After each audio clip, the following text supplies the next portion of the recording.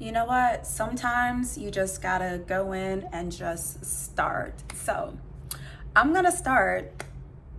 Hey y'all.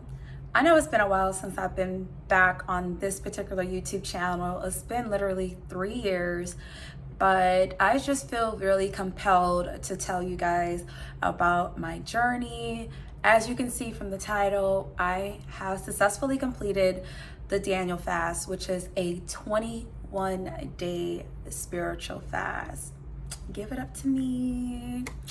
Okay, so I really don't even know where to start, but I hope and pray that this video reaches who it needs to reach. So here I am. I don't even know why I'm nervous, but I am.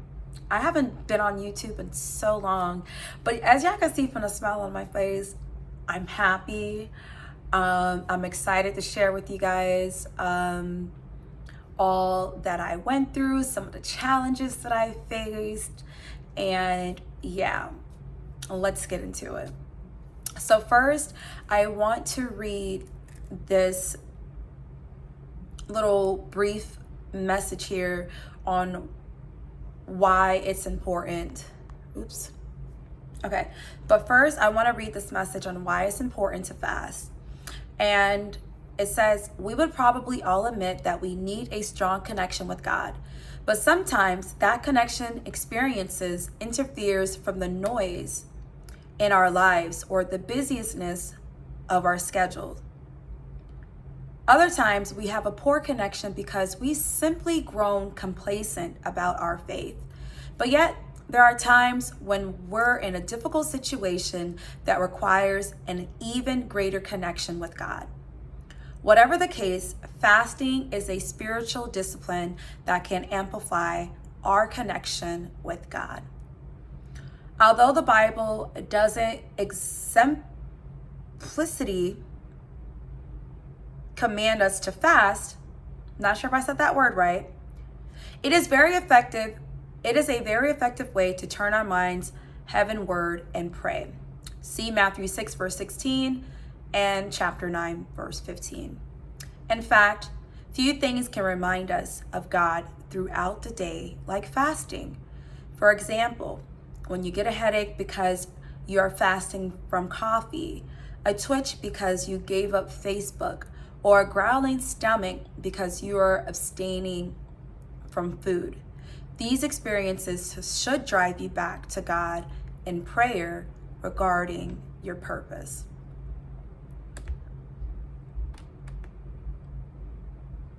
Again, I don't know where to start, so I'm just going to start. So why I did this 21-day fast is because I recently joined a church and I've always wanted to do a fast. I've always been somebody that challenges herself. I love challenging myself. If you don't challenge yourself, you won't ever learn or know what your limits are. And I like to think that I'm limitless. I am limitless. I want to reach my cap. I recently made a video on my Instagram page, and one of the things that I said was one of my ultimate goals is to be my best version of myself while I'm here on earth. So in order for me to do that, that requires me to challenge myself. So this was a challenge to see if I was able to do it. And I'm not going to lie to you guys and say that I did it without any hiccups, okay? So if you don't know what the Daniel fast is, the Daniel fast is a spiritual fast which you are also sustaining from certain foods. That is sugar, preservatives, flour, sweets, meat, fish, basically a lot of food. It is a strict diet. And today is actually day 21. So today is my very last day of doing it. So I'm making this video because I'm a winner. Okay?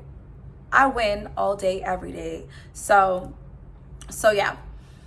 So my church The church that I first joined, not the church that I first joined, the church that I decided to join, I felt that God brought me to this church. I was looking for a church for quite some time. I actually grew up Seventh-day Adventist, for those who don't know.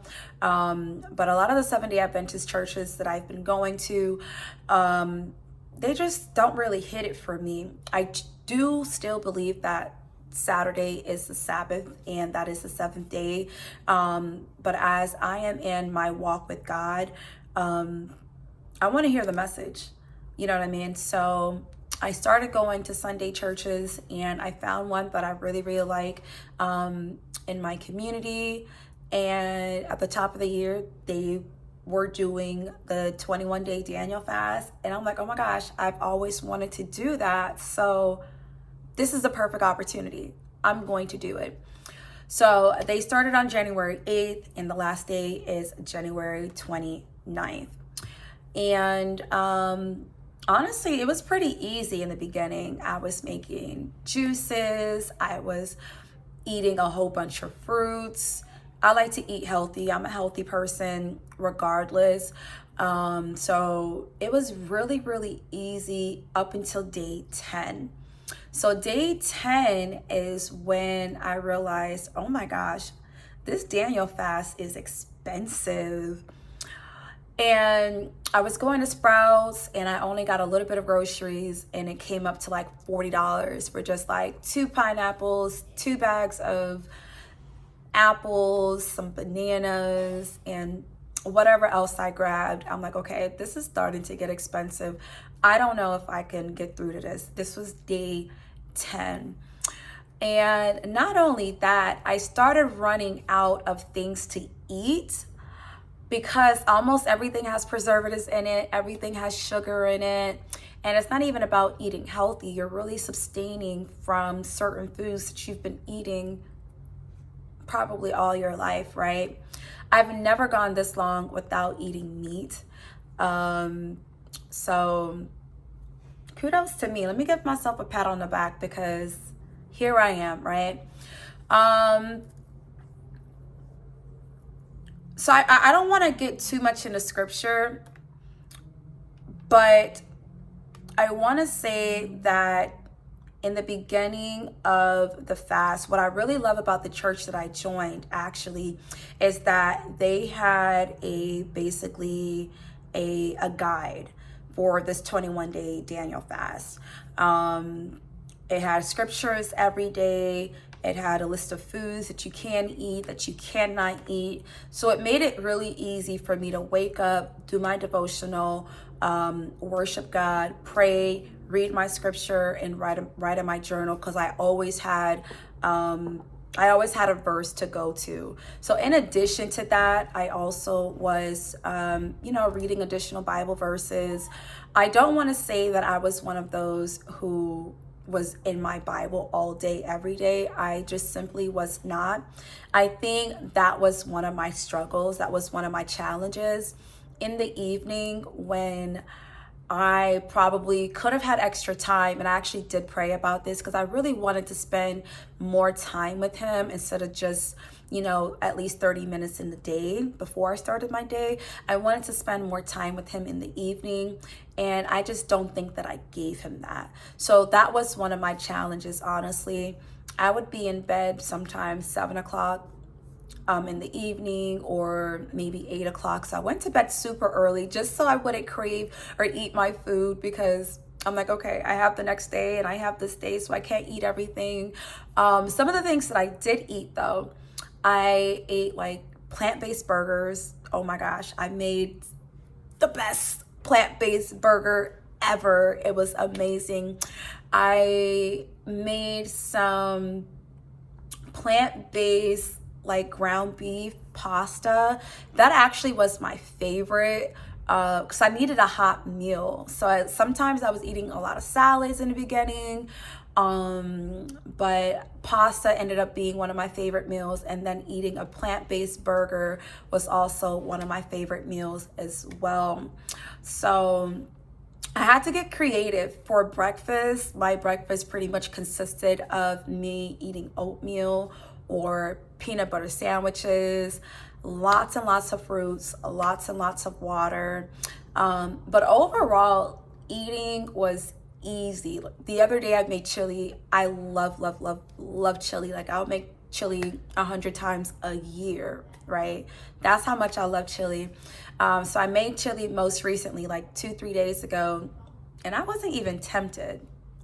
Again, the only time that it became really stressful or challenging was maybe like halfway through day 10, day 11, day 12. But once I got over that and I learned how to make new recipes, it actually was a lot easier for me. So just to kind of dive into the scripture a little bit. So the first couple of days of the scriptures from the guide that my church provided, basically was talking about, for instance, this is actually one of my favorite verses, Joshua chapter 1, 7-9. It says, "Be strong and very courageous. Be careful to obey all the law my servant Moses gave you. Do not turn from it to the left or to the right, that you may be successful wherever you go. Keep this book of the law always on your lips. Meditate on it day and night, so that you may be careful to do everything written in it. Then you will be prosperous and successful. Have I not commanded you? Be strong and courageous. Do not be afraid. Do not be discouraged, for the Lord your God will be with you wherever you go." So that was day 3. So the first couple of verses, as you're getting into it, just talks about, knowing about the God that you serve and worshiping him and praising him because of who he is and not because of what he has done, and to keep his word close to you. So to me, the very first few verses were just talking about the goodness of God and how good he is, and cling on to his word. And he's a compassionate God. He's a good God, and you need to be more like him, right? And then the next few verses, I'm just going to pause there really quickly, because this right here is what people might be tuning in for right here. Because again, God brought you to this video for a certain reason. I want to tell you guys that in the beginning of my fast, the very few first days of my fast, my friendships, relationships were challenged. They were challenged to the point where I just wanted to just cut ties. It was that bad. 2 sets of our relationships from 2 sets of different friend groups, my friendships were challenged. And I found it really surprising that as I kept going through this, and mind you, whenever you're fasting, you're not supposed to tell anybody. You're not supposed to be boastful about it. This is just between you and the Lord. This is something intimate. This is not something that you're going around bragging about, telling everybody, "Hey, I'm fasting. Look at me." You're supposed to just do this in silence. So I did not tell much of anybody that I was fasting. My sister doesn't even know that I'm fasting. I think maybe like 2 people knows that I'm fasting, and one of them I actually we have a spiritual relationship. And then my other friend that I told, she was actually interested in doing the Daniel fast, and I was like, "Oh, well, guess what? I'm actually doing it right now." So that's the only reason why I told her. But other than that, I did not tell much of anybody that I was doing this fast. I just kept it on the hush hush. Again, simple. It was easy, nothing too stressful. But anyways, my friendships were challenged the very first couple of days of me going into this fast. And I found it really interesting that as we got through maybe like day 8, day 9, and day 10, day 10, remember I told you guys that's when things became very challenging for me. It started talking about forgiveness. Oh my gosh. Day 9, Matthew 22, verse 37 through 40. It says, Jesus replied, love the Lord your God with your heart and all your soul and with all your mind. This is the first and greatest commandment. And the second is like it. Love your neighbor as yourself.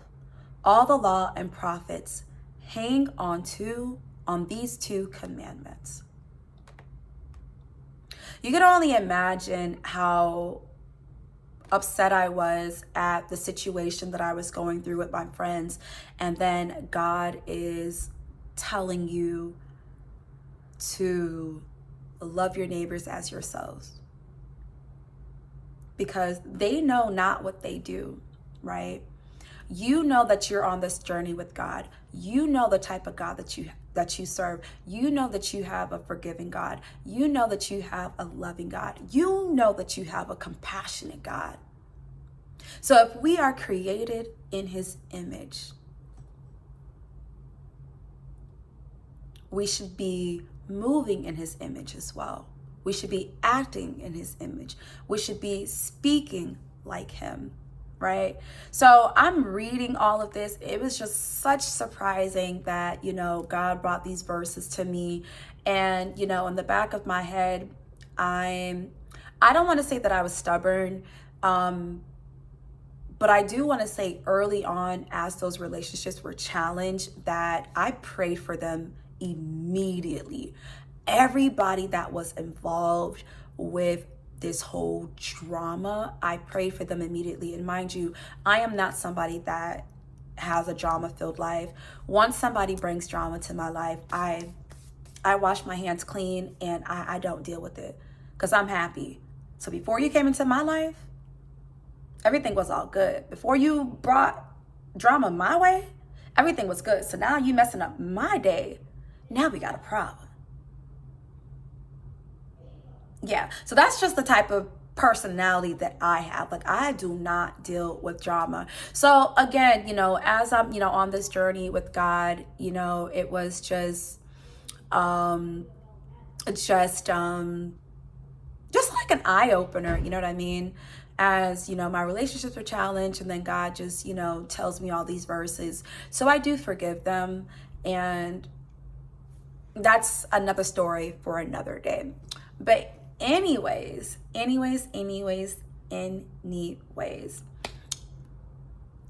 is my last day of my fast. I just wanted to share with you guys a brief experience of, how I handled it, some of the challenges that I went through, some of the Bible verses that kind of stuck out to me. And thank you so much for tuning in to my YouTube channel. I know it's been forever, but I just feel like, this was the right type of video to put out there. And hopefully, God pushes me in a way to put more videos out there. And so awkward. But anyways, bye guys. Thank you.